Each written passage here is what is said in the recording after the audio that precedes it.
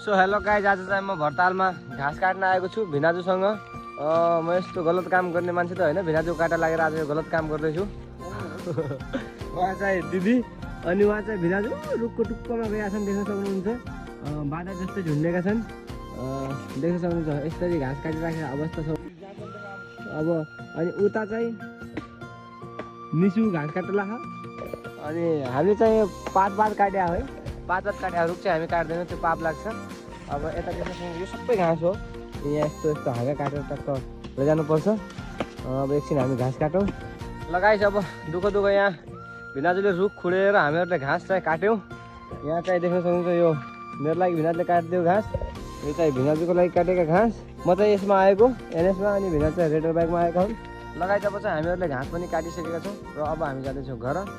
यस्तै यस्तै भ्लग हेर्नको लागि च्यानललाई सब्सक्राइब गरिदिनु होला र भिडियोलाई माया गरिदिनु होला। Thank you so much, by by.